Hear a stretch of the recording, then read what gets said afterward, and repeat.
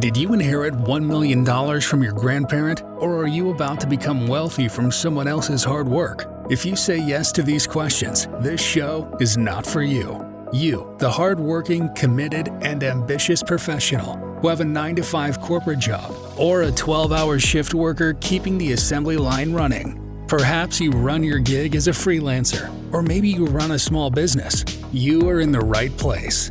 Welcome to the Career Evangelist Podcast, where you get your weekly tips, ideas, strategies, and inspiration to find purpose in what you do so you can build a career you are passionate about and live a fulfilled life. Here is your host, Vola Alabi. Hello, everyone. Welcome to another episode of the Career Evangelist Podcast. Today, I'm thrilled to introduce our special guest, Dr. Elizabeth Moran, to you guys on the show today. She has had decades of experience and career with companies like Lehman Brothers, Bloomberg, and ADP. Elizabeth is an expert in simplifying organizational change.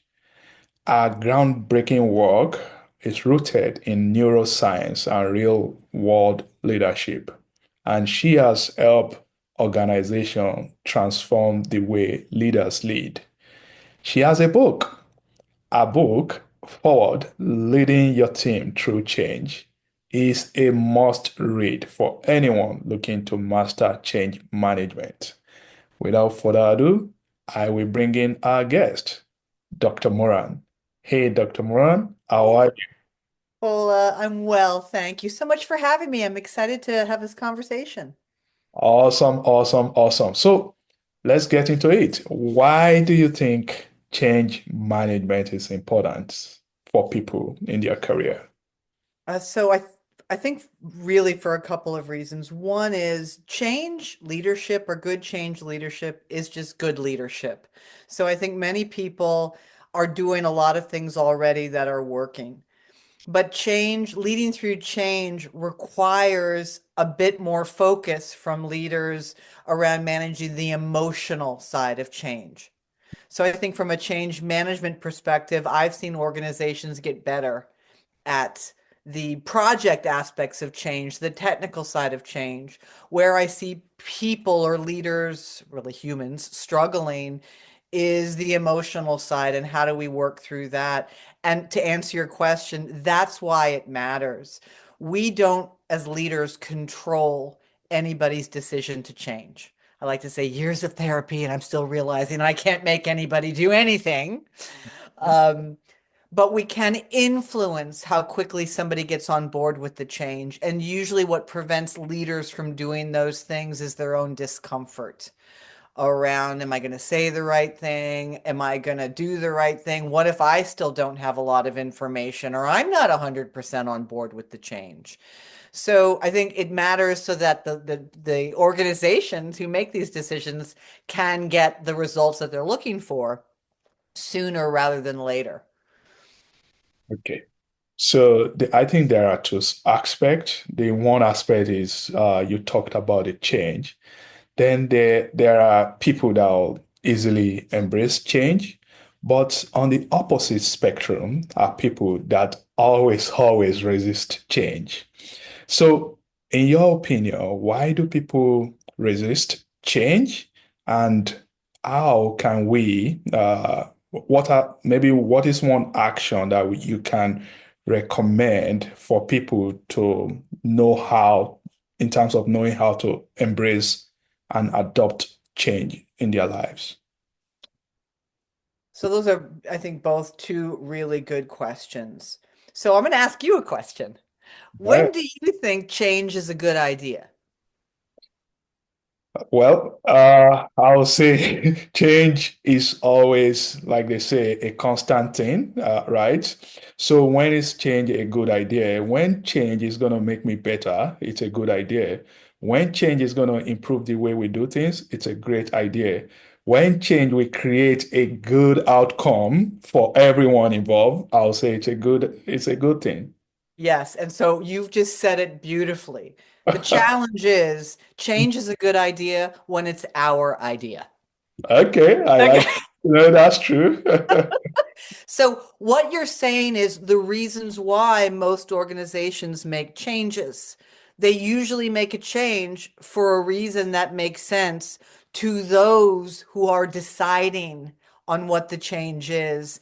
And this is typically the challenge with change in organizations. And it really, the fact that it remains challenging is not a problem. It's kind of normal. And it's basically because in most organizations, a small group of people decides on a change.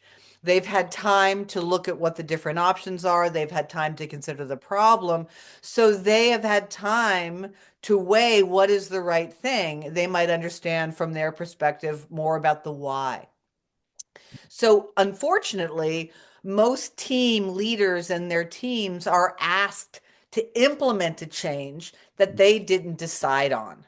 Hmm. And people resist change primarily. It is a hardwired response in us. So that old phrase that people view change as a threat is hardwired. So it is absolutely normal that when somebody has been doing something a certain way and they're relatively successful or it's good enough and somebody changes something, the first question they have is, "Oh my gosh, what's it mean for me?" Okay, that's one. Oh. Two is, or I should say, at the same time, our brains, it's called a negativity bias. So this Mhm. goes to why do people resist? The negativity bias is all about our brains giving at least three times more psychological weight to the negative than the positive. So when a change is introduced, we are like, oh my gosh, it's a threat. Again, normal. Anything that changes, really, our ego, it's a few steps for our ego, even if it sounds all pretty for, oh, you're going to change the system for how you do this. Oh, I'm going to have to learn something new. Oh, what if I'm not good at it? I'll be fired. I'm destitute. I'm dead. Like it really is that. And a lot of that second half is unconscious. But that is what your ego is designed to do to avoid death. And everything is a life death decision. So that's usually what we're coming up against. We oftentimes need time, first of all, just to allow it to digest. Mhm. And then we need a leader who will, number one, have compassion for that, to take time to figure out what, when this gets into your second part of your question, what can leaders do? So I have three priorities: compassion, communication, and clarity. Newsflash, this isn't anything new. Most leaders already do this. What I try to do is make it practical.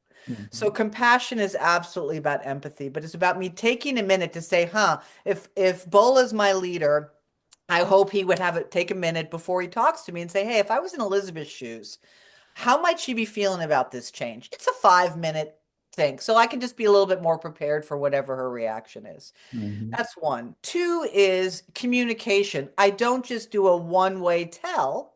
I actually say, hey, Elizabeth, you've heard about this change. What is it that excites you or concerns you about this from your perspective, and what might be unclear? That's the second thing I can do is simply ask. And we'll Mhm. talk about what prevents managers, if you want to, from doing each one of those things. Right. And then the third thing is clarity. And most leaders kind of roll their eyes at those people who don't seem to think they have to do anything different as a result of the change. But oftentimes, that's also neuroscience. There's two things going on. One, most organizations reward people for doing things correct. When you're asking me to learn something new, I'm probably going to make mistakes. And unless there's celebration of that and giving me an opportunity to learn versus perfection, I'm going to default to the old behaviors. Right. So clarity is all about, am I clear? Are you clear on what specifically has to be done differently on a day-to-day basis as a result of the change? So while each of those priorities, there are different actions, I'd say those are the three things leaders can do. The biggest thing is the leader's mindset, Mhm. which is if you encounter resistance, it's not a problem. So you don't have to, it can be frustrating at times, but it's not a problem. It's normal. So if the leader can just say, hey, if I encounter resistance, I'm not going to fight it. I'm going to become curious. So, in other words, if I can shift my mindset from resistance as a problem to resistance or just concerns that haven't been addressed yet, it's Right. very hard for me to stay in frustration when I become curious. Okay. This is good. I like the three C's: compassion, communication, and clarity. And I truly think that if we as leaders can implement or practice or adopt all these three, it will make it a little easier. I'm not saying that change is something easy. People resist change from time to time, but it Most of the time. is they will understand the why, and I know if they understand the why, they will be more likely to get on board and go with what the leader is saying. So thank you for sharing that. Now, in terms of change in an organization, how can we measure the readiness of a team to accept change? I think the measuring the readiness is interesting. Um, I know that in so much of the great literature on change, it talks about the different things, stakeholder interviews, going in advance and doing these things to start to seed the idea, right, in pieces. Mhm. What I have found in my life inside organizations is that most leaders do this off the side of their desk, even the senior leaders in the C-suite who are making changes. It is a bit more rare that somebody has a dedicated change management function. So again, readiness is simply a version of the compassion, right? So I'd say there's two things. First of all, as a team, do you have a very clear one page communication or even I'd say message that's what's changing? And Bola, you mentioned a really important point, which is the second question is why are we doing this? And Exactly. maybe some version of what happens if we don't. Hmm. Then there's a which starts to rely more on the team leader. What actions are we moving from and moving to? So people understand there are some differences. And then we're looking for what are the benefits? And so many organizations talk about the what specifically is changing and what we hope to benefit, which is usually related to customers, clients, efficiency, Hmm. but they leave out that whole middle part. Right. And so readiness, I'd say, is two things. One, from a project aspect, are we as the leaders of a change clear on what the change is? You'd be surprised how many of them don't see it in the same way, though it might be titled the same thing. And are we communicating it in the same way? Right. One, that's one. And then two, is then when we actually talk to people. And this is where I find there's a lack of patience. As I think senior leaders are struggling even more with the complexity. So sometimes their patience to bring people along is less. But then the readiness is okay, somebody on that senior committee is allowing one of their people to say, okay, you imagine you're the naysayer. Put that hat on. We Mhm. want you to say, to really give us what are all the things that concern you so we can start to address it. So when I was working with one organization, they had to announce a really painful change, which was a division was going to be closing. A number, like hundreds of people were losing their job. There's Mhm. no way to communicate that where people are going to be like, Yeah. People will be sad. Yeah. exactly. So, but what he did was two things that any leader can do. One is the first thing he said was, if I was in your shoes. Mm. So he really made it okay to say, listen, if I was in your shoes, here are the things that'd be going through my mind. Oh my God, am I going to have a job? And I better look for now and blah, blah, blah. So he helped create, I think, some trust about, listen, this is hard. Your reactions are normal and I hear you and it's fine. It's okay. The second thing he did was very clearly say, there are things I can tell you now because I can tell you. There are things I can't tell you because I don't know yet. But we're going to meet every day after 5. At 5 o'clock, he had a meeting where he invited anybody to come, ask their questions. He'd take them down and then he'd report out that way in other channels, answering other questions that people had. Mhm. And then the third thing he said is, and there are things I can't tell you because I can't tell you. Mhm. Right. And most people understand in organizational life that that's normal. But when people hear that your feelings are normal, validating, no matter what the change is, of course, well done, human, you have a good brain. You're like, whoa, good. But we're going to use that to our advantage, which is I'm going to engage you. The problem is so many leaders are afraid to engage. And one reason they're afraid to engage is many leaders, it's a myth. They feel like they have to be 100% on board to Right. lead through a change. You don't. Mhm. You absolutely don't. You can say, and actually, your authenticity, again, when thoughtfully worded, is your greatest advantage. So a leader can say, you know what? I want to bring us together. This change is happening. Let me hear from you all. What excites you? What concerns you? What do you think might be gained? What might be lost? And then as things come up, the leader can say, you know what? I'm going to go first. Here are some concerns I have. So we're still going to do the change, but Right. let's talk about how we're going to do this together. Mhm. And we are going to be successful. But let's get out in front of some of this stuff. So it's okay to invite it. And the second thing is leaders hate saying, as you know, I don't know. Right. So they're afraid to communicate if they don't have all the answers.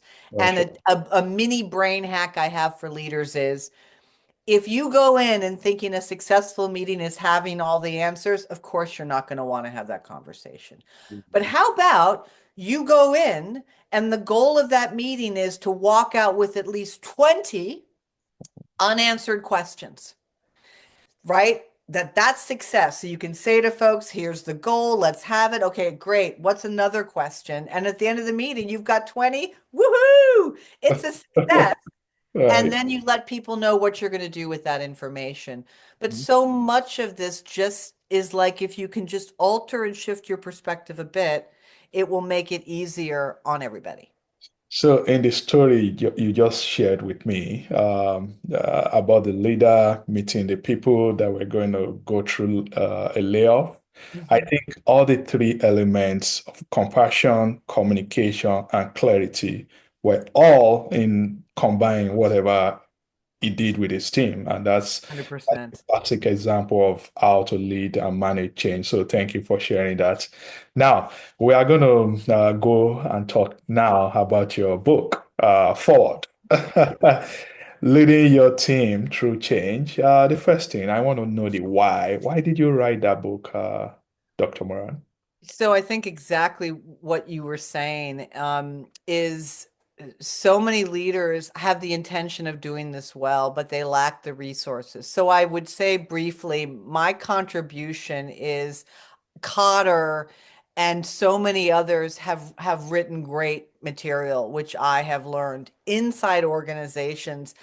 Most leaders find it very difficult to implement all of those things well. So my goal was first, no matter where you were in an organization and what support you were getting, this book is a handbook. So it was more for those folks who have to lead through a change, lead their team where they didn't decide on it. That's one. Two, I titrate out kind of the best practices, and so hopefully make it simple. So for instance, as I said, I have those three priorities, and then very practically, I give conversation guides.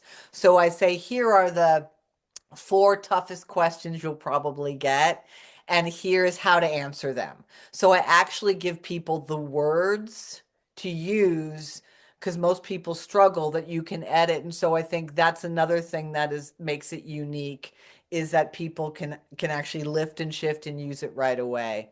I also do it in a format where I use a bullet point. I'm like, please don't make me read a 300-page business book. I would lose my mind. Okay, I can't do it. So just trying to keep it simple. And then lastly, it's the neuroscience. So I am not a neuroscientist, but I'm a brain nerd, and I love when I can, again, I can sort of take something and help people understand whether you have an engineering brain where you thought the emotion was fluff, or you're very intuitive and emotionally minded. Either of those groups benefit from knowing this is how we're hardwired as humans. So when you know these, and I use five basic things, I really simplify it. Here's the concept, here's what it means for you as a change leader. But I think that helps people understand and actually have more compassion about why they and other people react the way we do. And how do you use that to your advantage? So, what are the actions you can take that actually work with the neuroscience and not against it? Okay. So I see that you wrote about Jaguar change strategy. Jaguar change strategy? No, but it was, hey, when you have something that goes wrong, and I think people thought that potentially that strategy on their marketing and their branding backfired. Oh, okay. So that was it. So it was like, huh, to your point. And listen, they might have done everything right in the information they had, but part of it is, are you open? The main lesson there is, are you open to hearing a different perspective? Okay. Okay. And part of that is exactly, and that goes into, as a leadership team, sometimes we're working so fast. And when you have power dynamics, sometimes people aren't comfortable saying no to power. And so, especially if you need people in your organization to behave differently, you Mhm. want them to do something different. It's much easier if you can find a way to involve them to make sure you're considering in advance what could go wrong. Because if you look at somebody's feedback or information that's different than your perspective, it is very easy. Our egos look at that as a threat. It just do, right? That's why it's so hard for people to listen to other people. But if you can allow a little bit to say, we still can make this choice. I don't have to give up my own perspective. I really don't. I can hold on to it as long as I want. But can I hear so I can prepare? And that's really what we're doing. We're trying to give leaders as much data as possible Right. in order to then make the best decision, or be prepared if something does go wrong. What's plan B, or sometimes plan C? Okay. So I think somehow you may have answered my next question. I was going to ask about how to handle maybe resistance from employees. Let's say they've been in an organization for decades and you are bringing, let's say, a new process. And it has happened to me before. I was trying to implement a new change process, and many people they were resistant initially, but I did something, and you mentioned it. You said involve them, and that was the first step that I did. No, maybe second step, because initially I just said, "Oh, guys, this is a new process. Let's start doing it this way." And You're they were doing your job. Exactly. well looking at me that what is it talking about? Then I scheduled a one-on-one meeting with the team, show them the benefit, and that was me involving them and letting them also try the new process.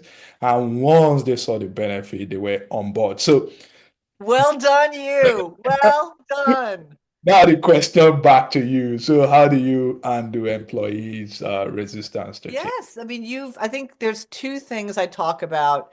Again, I'm just trying to keep it really simple. The first thing is, one of the neuroscience concepts you're dealing with there is called switch cost. The idea is, every time we switch how we do something, there's a cost, That's right. right? And that cost, usually with everybody, is a slowdown or a dip in productivity. Having said that, a cost, as what you just said, if I feel like I have mastery, now you're asking me to be a beginner again. Yeah, Maybe I was the go-to. Our ego doesn't like that. at all. I learned that the hard way. Yes, as I like to say, we as humans, we learn things the hard way or the harder way. But you learned the hard way because you pivoted. It Yeah. could have been worse if you just ignored them, right? So again, well done you.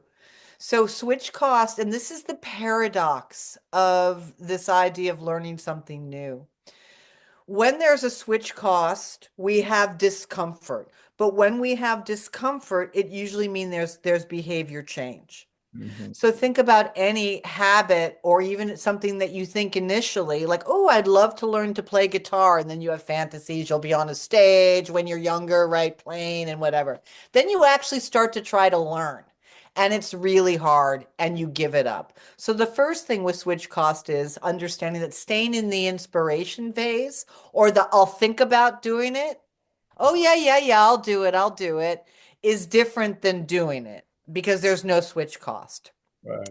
The challenge for the team leader and the team is to understand that when we are feeling uncomfortable and it's taking more effort, that's a good thing. Mm. In other words, when there's discomfort, there's switch costs, you're more likely to get behavior change. If there's no discomfort, no switch cost, no change. And so this is why it's so important to do what you did, which is let's involve you. Let me start to make it okay for you. And one of the things I say is it's very important when you can celebrate Mm. somebody trying something new, even if it was an epic fail. You can give them a gift card and say, "Who had the best epic fail? Let's celebrate that." Woo! Right? And it's you make it fun because our egos don't like that. It doesn't feel good. Right? We get embarrassed. You're dealing with shame, and we know what people do when there's shame. It could do awful things because they're terrified. So it's easier to reward for that if you try to reward only for perfection, then people are more likely to default because they're not going to feel comfortable. So I hope that No, answers the that's question. thank you. So what's the most impactful leadership lessons that you've learned in your career? I'd say the bottom line for me there is strengths and using strengths. So when I was at ADP acquired the Marcus Buckingham Company, and Marcus started at Gallup, and then he's written a number of books, a bunch of research on strengths. At first, when I heard that, I kind of rolled my eyes a little bit internally, because I thought it was a little more fluff. But then when I really understood the neuroscience and I saw the impact. So using strengths, and this is what optimism is, the fifth neuroscience concept I talk about. What we now know is optimism isn't just the result of doing something well that you feel. Optimism is actually the fuel needed to get those results. And by that, I mean, using optimism isn't about ignoring challenges or difficulties. It's simply helping to free a brain that is stuck in fear or anxiety. So, as an example, anytime we're going through change, and in the company I was in, I have my own business now, so it's different. We do have some time to talk about what are you concerned about, what might be lost, and then people are still feeling uncomfortable because they don't have all the answers. If you can say as a leader, okay, I know it's uncomfortable that you don't have the answers, and guess what? That's neuroscience. Anything that we don't know could kill us. Remember the ego? That's right. They could come out and surprise us. So it's saying then to the person, is not having that information right now stopping you from doing your job? Most of the time, the answer will be no. And it's like, okay. And then you put people back in their strengths. Okay, let's talk about some of the things that you feel like you do really well and how are you doing those things. Let's talk about an accomplishment or something that you're proud of. That's some way to help the person because again, you can't be in fear and optimism at the same time. And then it's also saying, I honor the fact that you're concerned. As a matter of fact, I appreciate your concern. That means you're aware. That's great. So let's talk about how we can address some of those. And in the meantime, let's put you back in your strengths. What I discovered though is so many people are so used to beating themselves up and used to the negative, because the negativity bias, that it took them some time to develop those, oh, yay me, strengths muscles, because most of us were told that would make us arrogant, and that's baloney. Mhm. All right. So part of it is how do you use strengths thoughtfully, appreciate and celebrate, right? Because again, most people in organizations, when they're deeply involved, they can't see. They can't see any positive impact from their efforts. So it's important to share little wins along the way. It gives people the resilience to keep making the effort. And then it also makes it okay to say, listen, maybe this is rough right now, and maybe this change in this moment isn't good. But so let's remember a time when we went through a change and we thought it was going to be awful, but we got through it and maybe it wasn't as bad as we thought. So it's up to the leader to be able to say it's not about ignoring challenges or being, overly Pollyanna. It's simply saying, let's think about what could go right and what is going right, because that is the antidote to the negativity bias. Okay, that's so good. So as we are wrapping up, we'll go to our rapid fire questions. Let's get to know you more. So, Dr. Moran, coffee or tea? Coffee. Coffee, okay. What's your favorite leadership book beside the one that you wrote? Uh, that's a good one. I think my favorite one, I'm actually looking.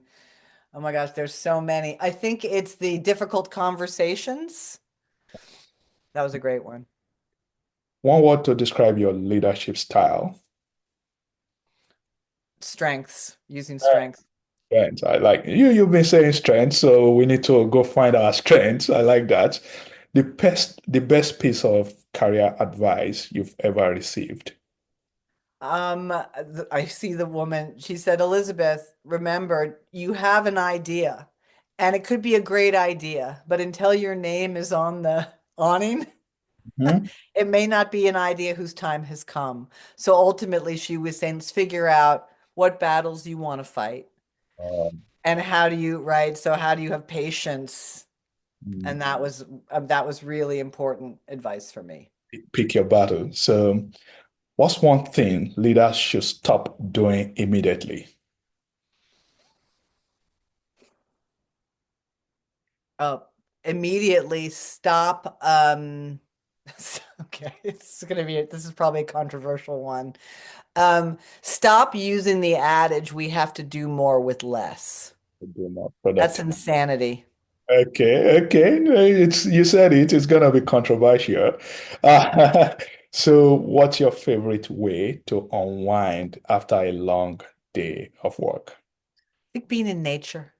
in nature? I just feel So, like connecting with who that. inspires you the most in business leadership? Who inspires me the most? I honestly, I'd say, I mean, so many people, and they're really, I'd say the middle manager. I don't have a particular person who every single day is feeling squeezed, but trying to honor the direction of the company, but also who loves their team and is trying to balance that. Okay, thank you. So, finally, where can my audience find you So and have two things. Yeah. book? Yep. So one thing is if you feel free to find me on LinkedIn, it's Dr. Elizabeth Moran. One, two, the book is available, Amazon, wherever you want. It's also an audiobook. Because I use a bullet point in scripts, I think it's a little bit better. Maybe I shouldn't say this, a little bit better in print, but the audio is still valuable because you get a PDF download. And then if you want to learn more about the change work, it's elizabethmorantransformation.com. It's time to transform people's life. Thank you very much, Dr. Moran. I truly, truly appreciate your time on the show today. Thank you, Bola.